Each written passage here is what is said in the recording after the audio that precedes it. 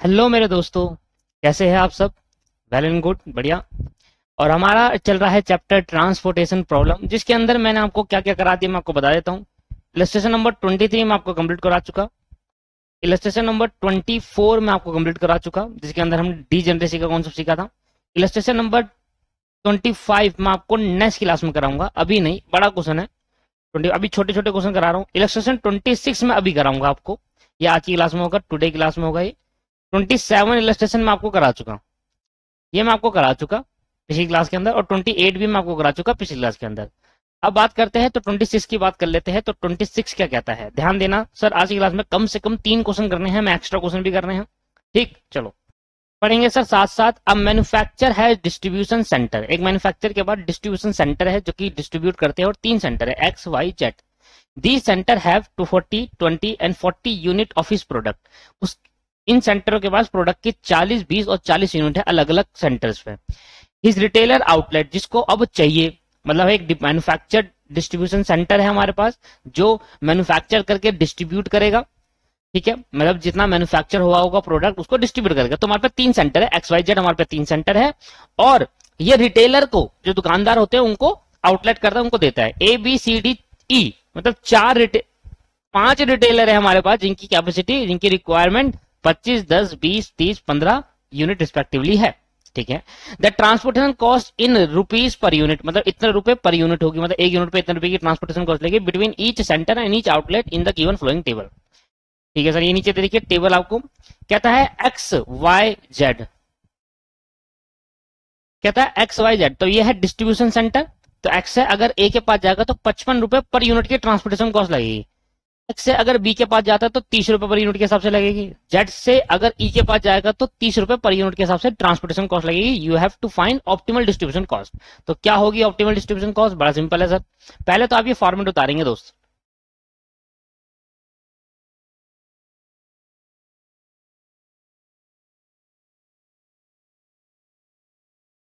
पांच है ना, 1 2 3 4 5, और इधर 3 है, 1 2 3। तो हमारे पास 3 डिस्ट्रीब्यूशन सेंटर है X Y Z, sorry, 3 distribution center है एक्स वाई जेड,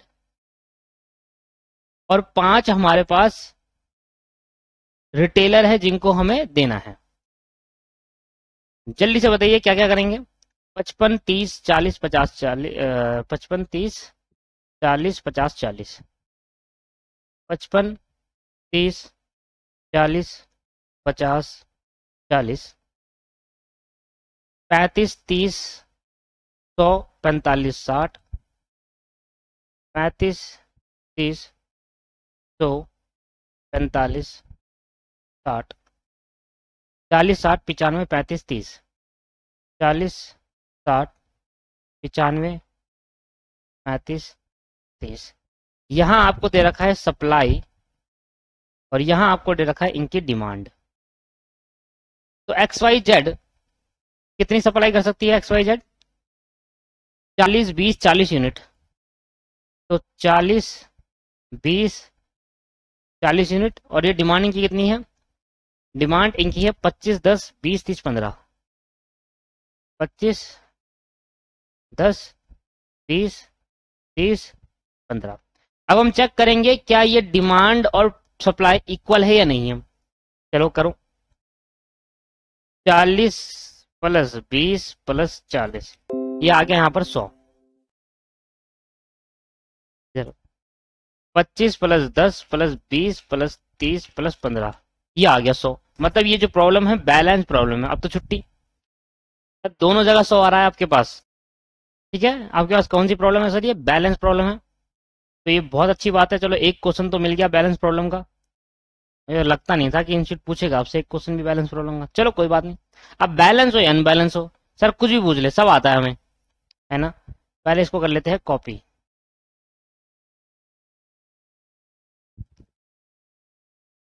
ठीक है सर, हम क्वेश्चन नंबर कर रहे हैं, बताओ कौन सा क्वेश्चन नंबर कर रहे हैं, 26। सर द अब प्रॉब्लम इज बैलेंस प्रॉब्लम, लिख लेंगे इसके अंदर।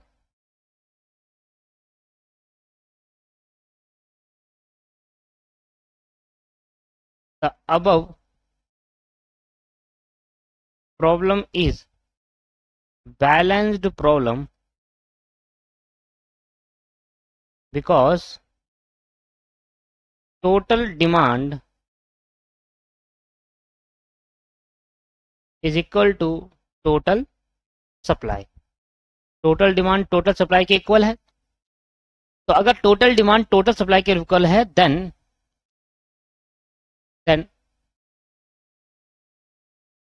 वोगल अप्रोक्सीमेशन मेथड लगाएंगे। वोगल अप्रोक्सीमेशन मेथड लगाओ। देन वोगल अप्रोक्सीमेशन मेथड, तो वोगल अप्रोक्सीमेशन मेथड के हिसाब से थोड़ा छोटा करेंगे। ये आ गया आपके पास। अब सबसे पहले तो यहां पर हम रो पेनल्टी कॉलम पेनल्टी करेंगे। 1 2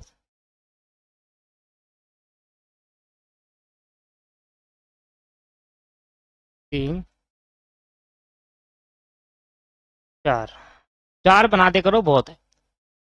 रो डिफरेंस और कॉलम डिफरेंस, ठीक है दोस्त। अच्छा, तो इसके बाद आप देखेंगे कि रो डिफरेंस कैसे निकालेंगे। दो मिनिमम लीस्ट नंबर ढूंढो, तो मैंने कहा 30 और 40, तो 30 और 40 का जो डिफरेंस होगा वो 10 रहेगा। इसमें मिनिमम लीस्ट नंबर ढूंढो, मैंने कहा एक तो 30 है और दूसरा 35, तो इसका जो डिफरेंस रहेगा 5 रहेगा। इसमें सबसे मिनिमम क्या है 30 और 35, इसका भी जो डिफरेंस रहेगा वो 5 रहेगा। अब कॉलम में इनमें मिनिमम क्या है 35 और 40, तो इसका जो डिफरेंस रहेगा वो 5 रहेगा। इसमें मिनिमम क्या है 30 और 30, तो डिफरेंस क्या रहेगा 0। मिनिमम क्या है 40 और 95, ये थोड़ा ज्यादा मिनिमम है, तो 95 माइनस 40 अब क्या 55 आ गया ये।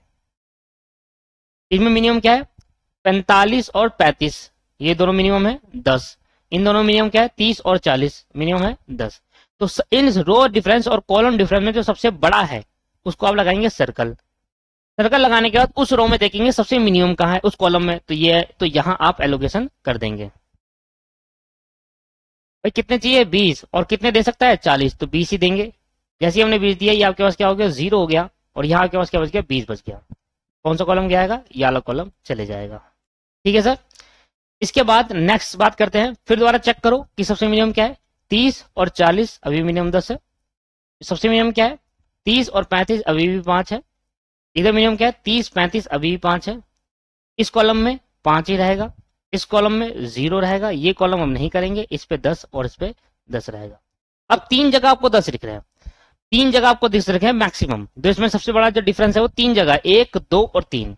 ठीक है, ये मैंने आपको बताया था किस तरीके से करना है एक बारी में करेक्ट आंसर लाने के लिए। तो मैंने कहा देखो पहले ये 10 को देखो, तो इस 10 में मिनिमम क्या है 35। ठीक है, 35 सबसे मिनिमम आया। इस 10 में देखो, इस 10 में मिनिमम क्या है 30, तो 30 सबसे मिनिमम आया। इस 10 में देखो मिनिमम क्या है 30। तो आप याला 10 लो या याला 10 लो, ये मत लेना, क्योंकि इस 10 का जो मिनिमम है वो 35 है। या तो आप याला 10 अलॉट कर लो या याला कर लो। अब इसमें से कोई भी कर सकते हो, क्योंकि इस 10 में अगर हम सेलेक्ट करते हैं तो इधर मिनिमम है 30 आ रहा है, और इस 10 को सेलेक्ट करेंगे तो इधर भी मिनिमम क्या आ रहा है 30 आ रहा है। तो इन दोनों में से कोई भी आप सेलेक्ट कर सकते हैं, पर इसको मत करना। क्यों? क्योंकि इस 10 में मिनिमम 35 आ रहा है, जो 30 से थोड़ा सा बड़ा है। ठीक, चलो मैं इसको सेलेक्ट कर लेता हूं, एक बार इसको कर लेता हूं, अब इसको कर लो। करना है इन दोनों में से एक को है, ठीक है, इसको मत करना। क्यों? समझ में आया था? क्योंकि इसमें जो मिनिमम वो 35 है और इस 10 वाले में मिनिमम 30 है, तो 30 सबसे छोटा है 35 है, तो इसको कर सकते हैं। या इसमें जो मिनिमम 30 है इसको, अगर इधर 25 होता तो मैं इसी को करता फिर। ठीक है, समझ में आ गया? कभी भी हाईएस्ट अगर एक से ज्यादा नंबर हो गए तो वहां पर चेक करना है कि उस रो और कॉलम में मिनिमम क्या है, जो मिनिमम उसको सर्कल लगा देना है। तो अब इसमें मिनिमम है, तो यहाँ पर हम मिनिमम वाले में अलॉट कर देंगे। 20 दे सकता है, 10 ही चाहिए, तो 10 मैंने जैसे ही दे दिया, ये हो गया 0 और ये बच गया अभी भी 10, और यहां पर ये वाला कॉलम भी खत्म हो गया। फिर दोबारा करेंगे, इन दोनों में सबसे मिनिमम क्या है भाई 40 और 50 मिनिमम है, तो आपके पास आ गया 10। सबसे मिनिमम क्या है 45 और 35, अभी भी आ गया 10। सबसे मिनिमम क्या है 30 और 35, अभी आ गया 5। इसमें वही सेम 5 आएगा, इसमें अब नील हो जाएगा, इसमें नील हो जाएगा, इसमें 10 आएगा और इसमें 10 आएगा। अभी भी आपको देख रहे हो तो 10 इस बार 4 दिख रहे हैं, 1 2 3 4 हाईएस्ट। तो हम किसको 10 को सेट करेंगे, पहले चेक करेंगे इस 10 में जो मिनिमम वो 35 है। ठीक है, इस 10 में मिनिमम 30 है, तो इसको तो भूल जाओ, 30 छोटा है अभी। इस 10 में मिनिमम क्या है 40 50 ज्यादा है, 30 से ज्यादा है। इस 10 में मिनिमम क्या है? 35, 30 से ज्यादा है। तो आप कौन सा सेलेक्ट करोगे? ये वाला सेलेक्ट करोगे, क्योंकि ये ऐसा 10 है, इसके कॉलम में सबसे मिनिमम 30 है और किसी भी 10 में मिनिमम 30 है ही नहीं इसमें, तो आप ये सेलेक्ट करेंगे। समझ में आ रहा है किस तरीके से सेलेक्ट करना है आपको? क्लियर है दोस्तों? दोबारा देखेंगे, मैंने चेक करूंगा कि मेरे पे 4 10 है और चारों हाईएस्ट है, मुझे किसी एक 10 को सेलेक्ट करना है, तो मैं किस तरीके से सेलेक्ट करूंगा? मैं हर 10 में देखूंगा, हर 10 के रो और कॉलम में देखूंगा मिनिमम नंबर कहां पर है। मैं इस 10 के देखता हूं तो इधर 40 50 55, इसका मिनिमम है 40, और अगर मैं इस 10 में देखूं तो इसका मिनिमम 30, तो इसको तो काट दूंगा क्योंकि इधर 40 है इधर 35 है, तो 35 वाला फिर भी मुझे सही लगा। इस 10 में देख रहा हूं तो 35 है, अभी भी दोनों बराबर है, पर जब इस 10 में देख रहा हूं तो 30 आ रहा है, तो मतलब सभी 10 में मिलाकर ये 10 ऐसा है जहां पर मिनिमम नंबर आता है उस कॉलम में, तो यहां पर अलॉट करना है आपको। इससे क्या होगा? इससे एक बारी में करेक्ट आंसर आएगा, और इसी तरीके से फॉलो करना हर जगह इस तरीके से, ठीक है? हर क्वेश्चन में 40 के पास है, 15 ही अलॉट करना है, तो जैसे ही मैंने 15 अलॉट करा तो ये हो गया आपके पास 0, और 40 में से 15 गया, 25 बच गया, और ये आपके पास कॉलम खत्म। फिर दोबारा चेक करो, 55 और ये आपके पास आ गया 5, 55 और 50 में से माइनस करेंगे 5 आएगा, 45 में से 35 माइनस करेंगे आपके पास 10 आ जाएगा, 35 में से 40 माइनस करेंगे आपके पास 5 आ जाएगा। इन दोनों में से डिफरेंस 5 है, इधर कुछ नहीं आएगा, इधर कुछ नहीं आएगा, इन दोनों का जो डिफरेंस आएगा वो 10 ही आएगा, और इन दोनों में जो डिफरेंस आएगा वो नील आएगा क्योंकि ये कट चुका। अब दो हाईएस्ट है 10, कौन सा लूं? अगर मैं इसको लेता हूं तो इधर मिनिमम 35 है, और इसको लेता हूं इधर भी मिनिमम 35 है, तो अब कोई सा भी ले लो, अब कोई सा भी ले लो, अब कोई नहीं कर सकते। पर जब हम ज्यादा देखते हैं तो हम उसको चूज करेंगे जहां मिनिमम होगा, इससे हमारा बेस्ट तरीके से और जल्दी आंसर आएगा, नहीं तो हमें इंप्रूवमेंट करना पड़ सकता है। ठीक है, चलो एक बार इसको सेलेक्ट कर लेते हैं हम, इस बार इसको सेलेक्ट कर लेते हैं, कोई दिक्कत नहीं है। लो, आप इसको भी कर सकते हो, इसको भी कर सकते हो, क्योंकि दोनों रो और कॉलम में जो इसका 10 के कॉलम में मिनिमम 35 है, इसमें भी मिनिमम 35 ही है, आप किसी को भी सेलेक्ट कर सकते हो, बात ही की होगी। और जब हम इसकी बात करें 1 2 3 4 की, तो उस 10 पे सेलेक्ट करना है जब मिनिमम होगा। अगर मिनिमम में भी 2 मिनिमम आ रहे हैं तो किसी को भी सेलेक्ट कर लो। ठीक, अब मैं इसको सेलेक्ट करा तो मिनिमम यहाँ पर है 35, तो यहाँ एलोकेट दूंगा 25, ज्यादा से ज्यादा कर सकता हूँ 30 चाहिए, तो अभी 5 और बच जाएगा, और यहाँ हो जाएगा 0, और ये वाला रो भी खत्म हो गया। आगे इन दोनों का अभी भी मिनिमम क्या है, अभी एक और बनाना पड़ेगा लग रहा है।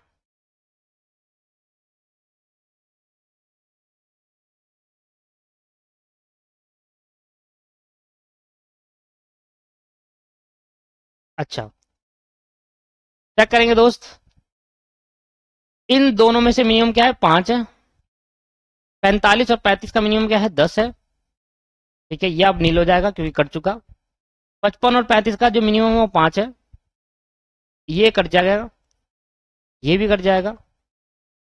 10 और 50 और 45 का मिनिमम क्या आ गया, इन दोनों में डिफरेंस क्या आएगा 5 आएगा, और ये कट जाएगा। तो अब सबसे ज्यादा हाईएस्ट नंबर कहाँ है, ये रहा 10, अब तो साफ साफ दिख रहा है 10 है, तो अब इसको लगा लो सर्कल, और इसमें जो मिनिमम होगा उस पर अलॉट कर दो।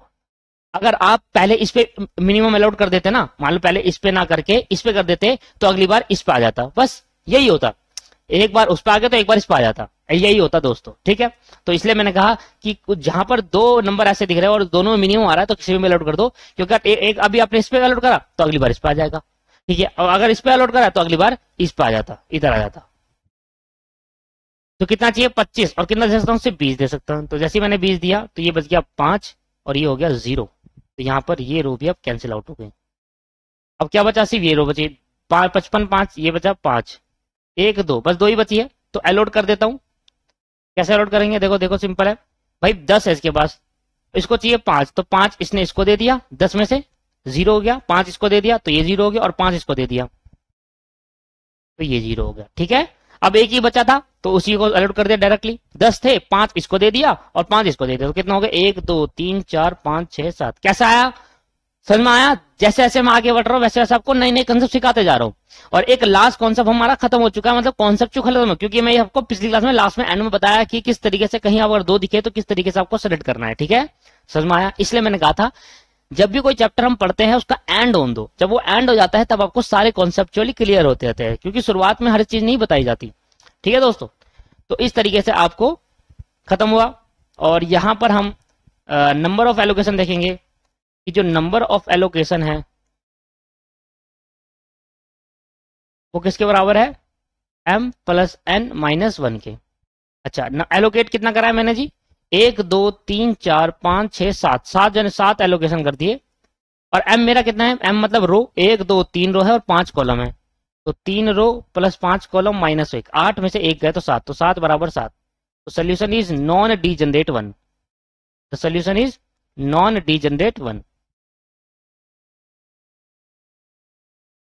The solution is non degenerate 1।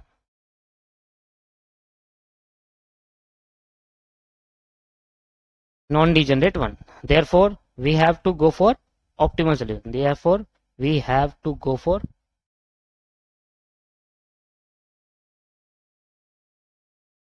optimal solution. तो हमें कहाँ जाना पड़ेगा दोस्त, ऑप्टिमल सोल्यूशन करने के लिए। अब ऑप्टिमल सोल्यूशन करना है तो आपको लेना पड़ेगा, नाम लिख देंगे, we have to apply MODI method for occupied cell. We have Cij, यहां मैं डायरेक्ट लिख देता हूं, we have Cij is equal to UI plus Vj। तो ऊपर 9 लिख देना है, we have to apply MODI method for occupied cell. अच्छा, तो Cij कितना है जी दोस्त, Cij कितना है, Cij is equal to UI plus Vj। तो अब मुझे दोबारा करना पड़ेगा, तो कॉपी कर लेते हैं, आ गया। यहां से मैं सप्लाई हटा देते हैं, अब ये होगा नहीं। ये देखिए दोस्त, हो गया। तो यहां पर हम पहले क्या लिखेंगे, U1 U2 U3 V1 V2 V3 V4 और V5। सबसे पहले मैं एलोकेशन करता हूं, तो एलोकेशन क्या है मेरा, 5 10 20 5 5 10 20 5 20 25 15 20 25 15। ठीक है सर, तो मैं किसी एक को 0 लेट कर लूंगा। लो भाई, इसको मैंने 0 लेट कर लिया, तो 55 माइनस 0 आंसर आया 55, 30 माइनस 0 आंसर आया 30, 40 माइनस 0 आंसर आया 40, 50 माइनस 0 आंसर आया 50। इन दोनों की मदद से ये निकाल लूंगा, तो 35 माइनस 50 ये आ गया माइनस का 15, और इन दोनों की मदद से ये निकालूंगा, तो 30 माइनस माइनस 15, तो 30 प्लस 15 अब क्या आया 45। फिर इन दोनों की मदद से ये निकालूंगा, तो 35 माइनस 55, 35 माइनस 55 आपके पास माइनस का 20। लो भाई, इस तरीके से। पता आपको एक चीज बताऊं, स्टडी मटेरियल ना हमेशा इसको 0 लेट करता है, पर ऐसा जरूरी नहीं है। आपने देखा होगा हर क्वेश्चन में अगर आप चेक करोगे तो बुक में ना इस तरीके से इसको 0 लेट करा हुआ है, पर ऐसा जरूरी नहीं है दोस्तों, किसी को भी लेट कर सकते हैं यू में। ठीक है, और मैंने हमेशा सिखाया आपको कि वहां पर लेट करो जहां पर आपको एक तो ज्यादा नंबर ऑफ एलोकेशन दिखे और आपको कम वो दिखे। अब यहाँ पर तो सारे ज्यादा है, तो कहीं यही इस पे लेट कर दो, नंबर ऑफ एलोकेशन ज्यादा दिख रहा है।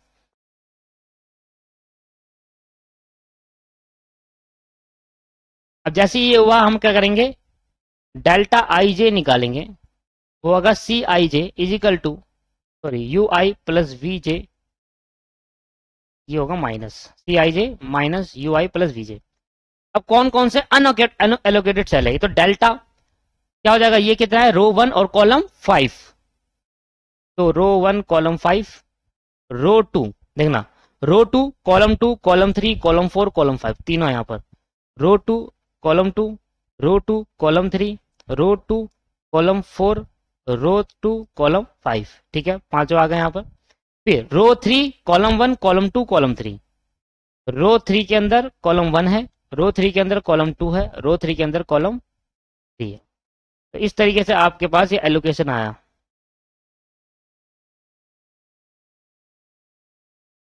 अच्छा, नंबर डालते हैं 40, 40 इज इक्वल टू 0 माइनस 45,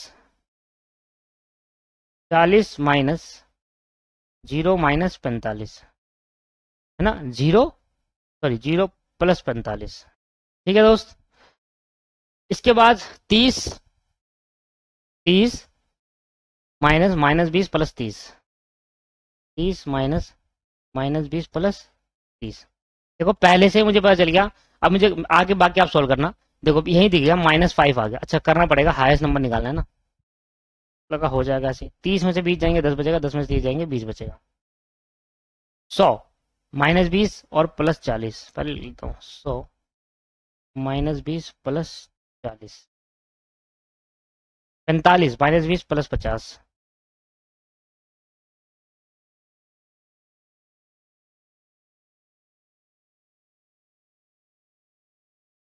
60 -20 +45,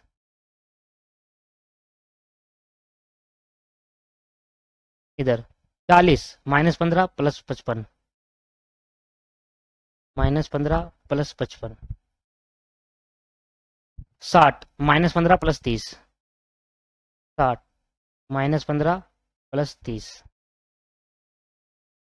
95 -15 +40, 95 -15 +40।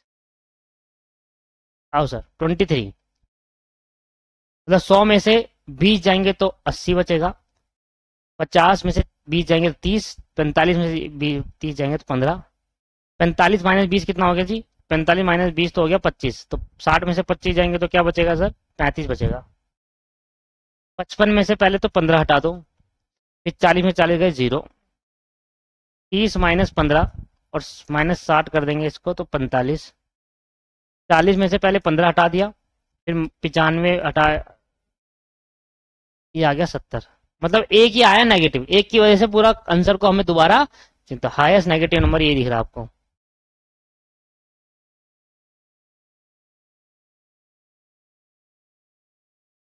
देखो ये क्या है, 15 में आ रहा है ना, 15 मतलब यहाँ पर बन सकता है क्या, हाँ बन सकता है दोस्तों। पहले यहाँ से यहाँ जाएगा, फिर इस कोने पे आ जाएगा डायरेक्ट, फिर इस कोने पे आ जाएगा, फिर इस कोने पे आया, बन जाएगा। सर देखो कोने से कोने मिलने चाहिए कि भाई यहाँ पे जा रहा हूँ तो अगला यहाँ, फिर दूसरा इस कोने पे आ जाएगा डायरेक्ट यहाँ पर, फिर तीसरा इधर और चौथा इधर, तो बन सकता है आपके पास ये डायग्राम। ऐसा जरूरी नहीं है कि बीच में भी होना चाहिए, ऐसा जरूरी नहीं है कि बीच में भी होना चाहिए, कोने से कोना मिलना चाहिए। पहले यहाँ एक कोने पे, तो अगर आप लाइन जिस कोने पे दूसरे रुक रहे हो तो उस कोने पे वो एलोकेशन होना चाहिए, फिर जिस कोने पे रुक रहे हो उस कोने पे एलोकेशन होना चाहिए, जिस कोने पे रुक रहे हो उस कोने पे एलोकेशन होना चाहिए। ठीक है, तो जो कोने में, जिस कोने पे आप रुकोगे उस कोने पे एलोकेशन होना चाहिए। तो यहाँ पर आप क्या करोगे, जो हाईएस्ट पॉजिटिव इंटर है यहाँ पर करोगे आप +x, यहाँ करोगे आप -x, यहाँ करोगे आप +x और यहाँ करोगे आप -x। और कैसे रुकेंगे कि पहले भाई यहां से यहां जाएंगे, फिर यहां इस कोने पे गए, फिर यहां नहीं रुकना, सीधा नीचे रुको, यहाँ लोकेशन है, हाँ वापसी घूम सकता हूँ, हाँ घूम सकता हूँ, और डायरेक्ट फिर वहां भी जा सकते हैं।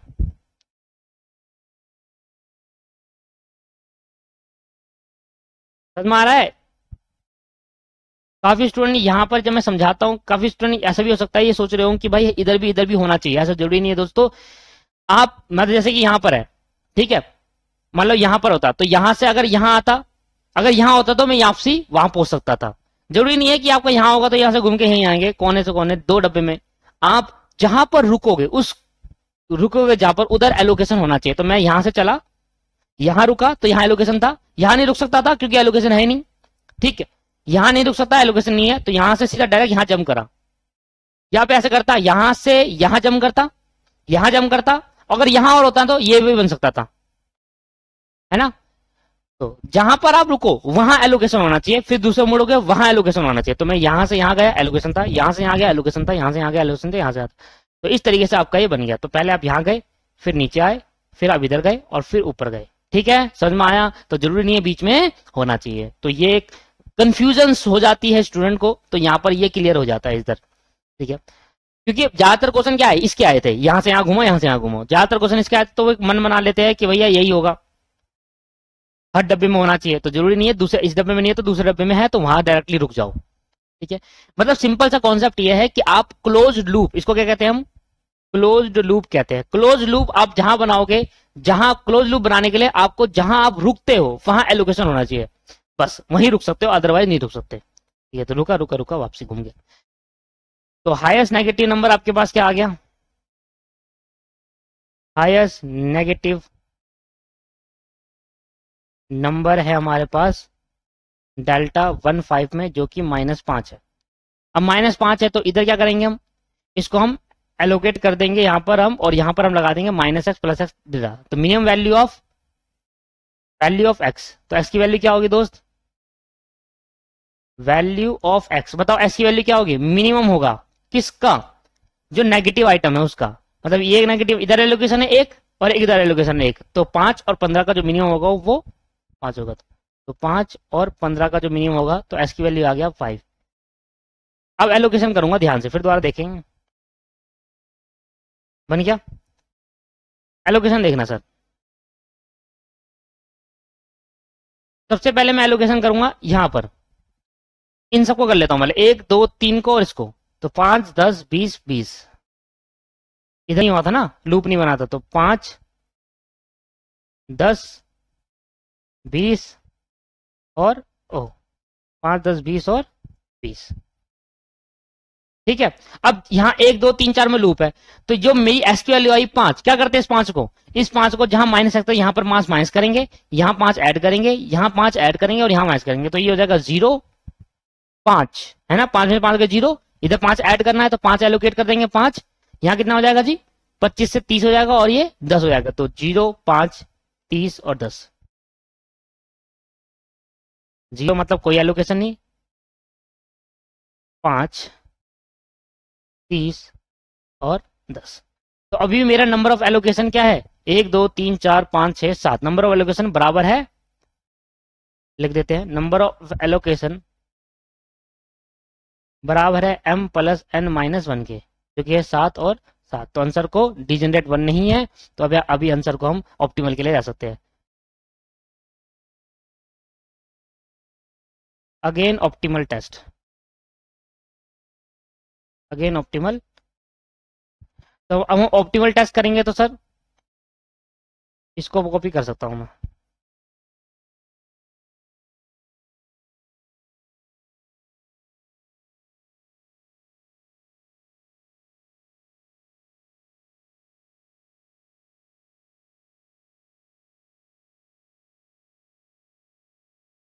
तो ऑप्टिमल टेस्ट करेंगे तो क्या होगा, C I J is equal to U I plus V J, ये लगाएंगे, और मैं फिर दोबारा क्या निकालूंगा, you I U1 U2 U3 V1 V2 V3 V4 और V5, तो मैं किसको जीरो लेट करूं, इसको कर लेते हैं जीरो लेट, तो जीरो लेट मैंने इसको कर लिया, 55 में से जीरो जाएंगे क्या बचेंगे 55 बचेगा, बी 30 में से जीरो जाएंगे क्या बचेगा 30, 40 में से जीरो जाएगा क्या बचेगा 40, और 40 में से जीरो जाएंगे क्या बचेगा 40, इन दोनों की मदद से ये निकल जाएगा, 30 में से 40 जाएंगे तो क्या बचेगा माइनस का 10, इन दोनों की मदद से ये निकल जाएगा 35 माइनस माइनस 10, तो 35 प्लस 10 कितना हो जाएगा जी 45, ये निकल गए सारे, ठीक है, इन दोनों की मदद से ये निकल जाएगा, तो 35 में से 55 जाएंगे तो क्या बचेगा 10 माइनस का 20, 35 माइनस 55 माइनस का 20, तो इस तरीके से निकला। अब डेल्टा आई जे निकाल लो, delta I J is equal to C I J minus U I plus V J, एक ही बार लिखना होता है, एक बार आपने वो लाइन लिख दी बहुत है कि भाई for finding delta I J for unoccupied cell we have this, ठीक है, अनएलोकेटेड सेल क्या है, ये देखो, एक तो रो 1 कॉलम 4, ठीक है, रो 1 कॉलम 4, इसके बाद रो 2 है और कॉलम 1 2 3 4, चारों में अनएलोकेटेड, तो कॉलम 2 3 4 और 5, और अगले वाली तीसरी रो में पहला कॉलम दूसरा कॉलम और तीसरा कॉलम, तीसरी रो में पहला कॉलम, तीसरी रो में दूसरा कॉलम और तीसरी रो में तीसरा कॉलम, ये आपके पास एलोकेशन है, अनऑक्यूपाइड सेल आपके पास दे रखा है। अब आपके पास आ जाएगा सर, अब आपके पास आ जाएगा, और इस मैट्रिक्स को हम क्या बोलते हैं, improve matrix, improve feasible solution, improve feasible solution, इसको हम नाम देते हैं, इस वाली जो मैट्रिक्स होती है उसको बोलते हैं इंप्रूव फिजिबल सोल्यूशन, ठीक है। अच्छा मुझे बताइए आप, डेल्टा 14 मतलब ये 50 माइनस 0 प्लस 45, 50 माइनस 0 प्लस 45, ठीक है सर, इसके बाद यहाँ 30 माइनस 20 प्लस 30, तो 30 माइनस माइनस 20 प्लस 30, इसके बाद 100 माइनस 20 प्लस 40, तो minus 20 plus 40, 45 minus 20 plus 45, 45 minus 20 plus 45, 60 minus 20 plus 40, 60 minus 20 plus 40। अब इधर आ जाओ 3 1 में, 40 माइनस 10 प्लस 55, 40 माइनस 10 प्लस, फिर आ गया माइनस दोस्तों, फिर इंप्रूव करो। दिख रहा तो छोटा है बड़ा, 3 2, 60 माइनस 10 और प्लस 30, 60 माइनस 10 प्लस 30 और 95 माइनस 10 प्लस 40, 95 माइनस 10 प्लस 45 है, 40 है, 40 ठीक है। करो ऐसा सॉल्व, 95 में से 30 जाएंगे क्या बचेगा 65, 60 में से 20 जाएंगे क्या बचेगा 40, 40 ये आ गया देखो माइनस का 5, 40 55 में से 10 जाएंगे तो माइनस 45 बचेगा, 40 में से माइनस 45 माइनस 5, फिर इंप्रूव करो, 40 में से 20 जाएंगे 20, 60 में से 20 जाएंगे तो 40, 45 माइनस 20 माइनस 45 ये आ गया 20, 40 में से 20 का ये आ गया 80, 30 यहाँ आ गया, 30 में से 20 जाएंगे तो 10, 30 में से 20 आ जाएंगे तो 20, ये आ गया प्लस का 5। तो अभी भी हाईएस्ट नेगेटिव इंटीजर क्या आया, इंटीजर कह रहा हूँ हाईएस्ट नेगेटिव नंबर, तो हाईएस्ट नेगेटिव नंबर आपको अब ये दिख रहा है। ठीक है दोस्त, करो सर दोबारा, इसमें कर दो प्लस एक्स, कहां पर आया हाईएस्ट नेगेटिव नंबर, यह आया 3 1 में, तो 3 1 मतलब यहाँ पर, तो यहाँ आपके पास प्लस एक्स हो जाएगा। अब किस तरीके से लूप बनेगा देखो, मैं यहां से चालू करूंगा और यहां खत्म करूंगा, पहले एक लूप मेरा ये बन गया, फिर मैं यहां से यहां खत्म करूंगा, दूसरा लूप मेरा ये बना, और फिर मैं यहां से यहां खत्म करूंगा, तीसरा लूप मेरा ये बना, और फिर यहां से यहां पर वापसी आ जाऊंगा, चौथा लूप मेरा ये बन गया। दोस्तों बन गए, देखो लूप बनेगा पक्का, अगर सही तरीके से आपने सोल्व करा होगा तो पक्का लूप बन जाएगा, और इस तरीके से लूप बनेगा ये। ठीक है, बन गया। हर कोने पे एक एलोकेशन होना चाहिए स्टार्टिंग पॉइंट में छोड़कर, देखो यहाँ प्लस एक्स, यहाँ हो जाएगा माइनस एक्स, यहाँ हो जाएगा प्लस एक्स, और यहाँ हो जाएगा माइनस एक्स। तो माइनस एक्स कहाँ है, ये और ये, इन दोनों मिनिमम कौन सा है 5, तो 5 इधर माइनस, इधर ऐड, इधर ऐड और इधर माइनस करेंगे सर। तो वैल्यू ऑफ एक्स क्या होगा, मिनिमम ऑफ 5 और 10, एक्स की वैल्यू क्या आ गई सर 5, 5 और ये देखो 5 और ये 10 में से मिनिमम क्या है 5 है, इंप्रूव। अच्छा एक लाइन जरूर लिख देना, delta I J, the element of delta I J is negative, non integer, sorry is negative, so the above improve feasible solution is not optimal. ये लिख लोगे लाइन, लिख लेना यहाँ पर, ऊपर भी लिखनी थी भूल गया मैं, इस वाले में भी लिखनी थी यहाँ पर, पिछली बार नहीं हुआ तो यहाँ पर भी एक लाइन लिखी थी, the delta I J, the element of delta I J is negative, the basic feasible solution is not optimal. ठीक है, और यहाँ पर लाइन लिखनी है, यहाँ पर आप लाइन लिख सकते हो, क्या लिखोगे, the element of delta I J is negative, the improve feasible solution is not optimal, जो इंप्रूव करा वो भी ऑप्टिमल नहीं है, तो इंप्रूव फिजिबल सोल्यूशन लिखेगा, फिर दोबारा इंप्रूव फिजिबल सोल्यूशन।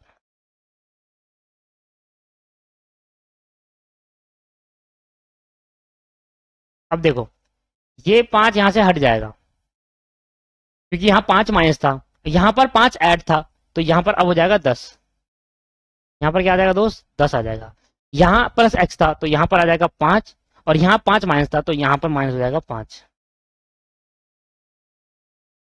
ठीक है, सर मैं दोबारा बता देता हूँ, दोबारा देखेंगे ऊपर, -5 हो जाएगा तो ये हट जाएगा 0, यहाँ 5 ऐड होगा तो 10 हो जाएगा, तो यहाँ 0, यहाँ 10, यहाँ 5 ऐड होगा तो 5, और यहाँ हो जाएगा 5 माइनस तो 5, तो 0, इधर 0 आएगा, इधर 10 आएगा, इधर 5 आएगा, इधर 5 आएगा, चेक करेंगे 0 10 5 और 5। ठीक है, ये हो गया आपके पास इंप्रूव। अब निकालेंगे C I J is equal to U I plus V J, एक ही क्वेश्चन में लग गया इतना टाइम, तो निकालो सर, u1 u2 u3,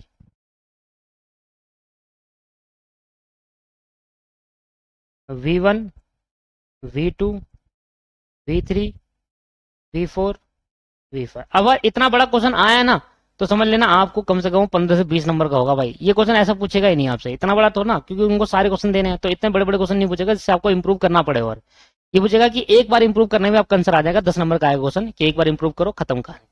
ठीक है, तो आप घबराए मत कि इतना बड़ा क्वेश्चन में इतना टाइम कंज्यूम लग जाएगा, हम कैसे करेंगे। तो अगर आएगा भी तो ज्यादा नंबर का आएगा, 20 नंबर का। नहीं आएगा तो 15 नंबर का आएगा, एक बार इंप्रूव आएगा, या फिर एक बार भी नहीं आएगा, बेसिक फिजिबली ऑप्टिमल बन जाएगा। चलो, तो इसमें जीरो किसको मारो, इसी को मान लेते हैं यार, जब से इसी को मान रहे तो, जब से इसको माना है ना तब से इंप्रूव हो ही जा रहा है। 30 में से जीरो जाएंगे तो 30, 40 में से जीरो जाएंगे तो 40, 40 में से जीरो जाएंगे तो 40, 30 minus 40 minus 10, 35 minus minus plus 10 तो 45, और 40 माइनस माइनस प्लस 10 तो 50, 35 में से 50 जाएंगे तो माइनस 15। ये बन गया। तो डेल्टा आई जे निकालेंगे, delta I J is equal to C I J minus U I plus V J. Unallocated cell कौन कौन से हैं? एक तो पहला है रो 1 कॉलम 1, 1 1, इसका आंसर आया था 55। देखो यह है रो 1 कॉलम 4, तो 1 4, यह आया 40, नहीं 50। अब आ जाएगा दोस्तों आंसर, अब आ जाएगा, इतनी बार नहीं करने को बोलेगा। ये आ जाएगा आपके पास क्या है, रो 2 column 1 column 2, column 2 3 4 5, column 2 column 3 column 4 और कॉलम 5। कितना है जी? 30 100 45 60, 30 100 45 60। रो 3 में क्या है, कॉलम 2 और कॉलम 3 बस। रो 3 में कॉलम 2 और रो 3 में कॉलम 3 है, जो कि क्या है 60 और 95। Minus minus minus minus. अब पक्का पॉजिटिव है, टेंशन मत लीजिए आप। इसका देखो 0 प्लस 50, 0 प्लस 50। इसका देखो 0 और 45, 0 प्लस 45। इधर देखो 30 में माइनस 15 प्लस 30, माइनस 15 प्लस 30। इसका देखो माइनस 15 प्लस 40, माइनस 15 प्लस 40। इसका माइनस 15 प्लस 45, माइनस 15 प्लस 45। इधर आ जाओ, इसका माइनस 10 प्लस 30, माइनस 10 प्लस 30। इसका अरे गलत कर दिया क्या, मिक्स हो गया। 30 हो गया, 100 हो गया, 30 100 45 और 60। 60 वाला नहीं करा शायद। माइनस 15 45 और माइनस 15 और 40, माइनस 15 प्लस 40। इधर 60 है तो minus 10 plus 30, minus 10 plus 40, minus 10 plus 30 और माइनस 10 प्लस 40। सर आंसर निकालिए, आंसर पॉजिटिव है सारे के सारे। 95 में से 30 जाएंगे क्या बचेगा 65, 60 में से 20 जाएंगे क्या बचेगा 40, पहले 40 में से 15 गए तो बचा 25, 60 में से 25 जाएंगे तो क्या बचेगा 35, 45 में से 15 जाएंगे तो बचेगा 30, तो 45 में से 30 गए फिर दोबारा तो बचेगा 15। इसको सॉल्व करने पे 30 आया, 45 में 30 गए 15, 40 में से 15 गए तो आ गया 25 आया, तो 100 में से 25 गए तो 75। इसकी बारी, 30 में से 15 गए कितना बचे 15, इसको सोल्व करने 15 आएगा, 30 में से 15 जाएगा 15, 50 में से 45 जाएंगे तो 5, और 50 55 से 5 55 में से 50 जाएंगे तो 5 बचेगा। तो all element of delta I is positive and all element all the element of delta ij is non-negative.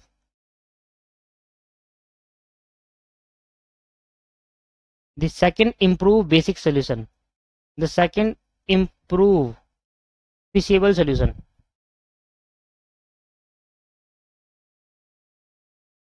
is optimal, is optimal। लिखो, लो भाई कैलकुलेट कर लो,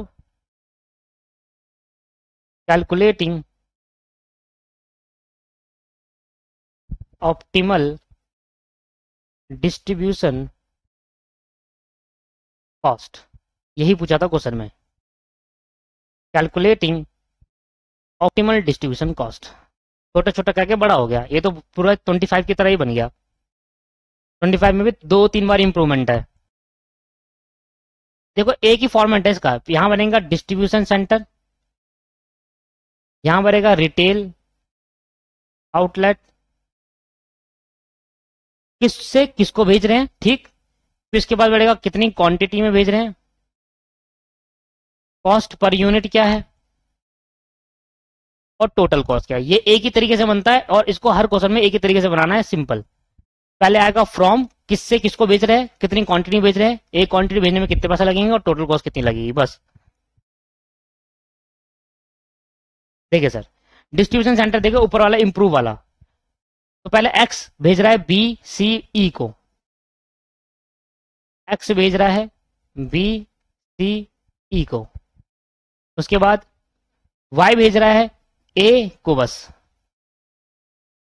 वाई भेज रहा है सिर्फ ए को, और जेड भेज रहा है ए डी और ई को, जेड भेज रहा है ए डी और ई को।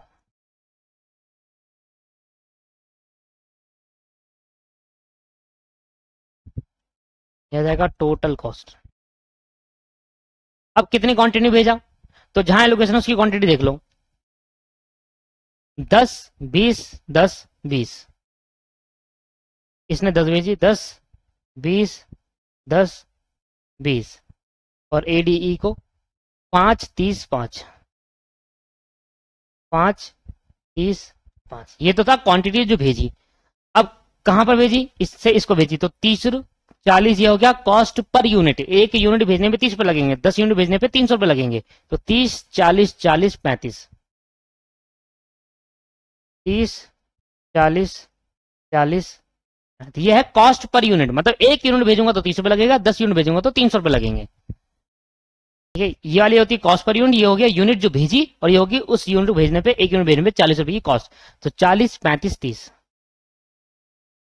40 35 30, और अब कर लो सॉल्व। 3 10 जा 300, 4 दूनी 8 800, ये हो गया आपके पास 400, 35 इंटू 20 आपके पास 700,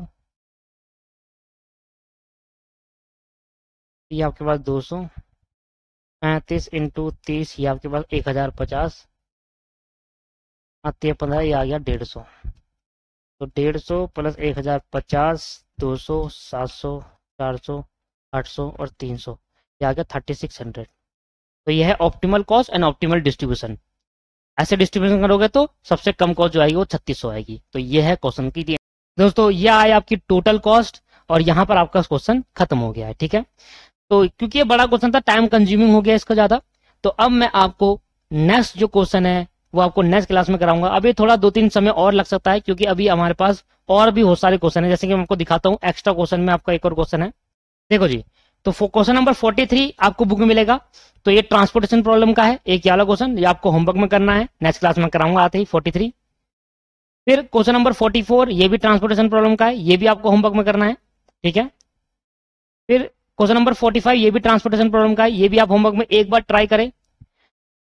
ये आपके पास 3 क्वेश्चन एक्स्ट्रा क्वेश्चन में है जो होमवर्क में है। तो आपके पास होमवर्क में जो क्वेश्चन है वो क्वेश्चन नंबर 43 44 45 हमारे ये क्वेश्चन बच गए, और मेरा जो क्वेश्चन था एक क्वेश्चन नंबर 25 वो बच गया, और स्कैनर में जितने क्वेश्चन होंगे वो करेंगे। तो 1 2 3 4 क्वेश्चन तो अभी बचे। नेक्स्ट क्लास में 2 क्वेश्चन, उसके नेक्स्ट क्लास में 2 क्वेश्चन, फिर स्कैनर लास्ट। तो अभी 3 क्लास और लगेगी, इसके बाद से 3 क्लास अभी और लगेगी ट्रांसपोर्टेशन प्रॉब्लम में खत्म होने में। आज की क्लास को यही समाप्त करते हैं, क्योंकि एक क्वेश्चन में ज्यादा दिमाग खराब हो गया, ठीक है। नेक्स्ट क्लास में देखते हैं, अगर आपके पास टाइम है या आप कर सकते हो अभी और आगे कंटिन्यू, तो नेक्स्ट क्लास जरूर जाकर देखिए, साथ के साथ कंटिन्यू करिए। Thank you very much, bye.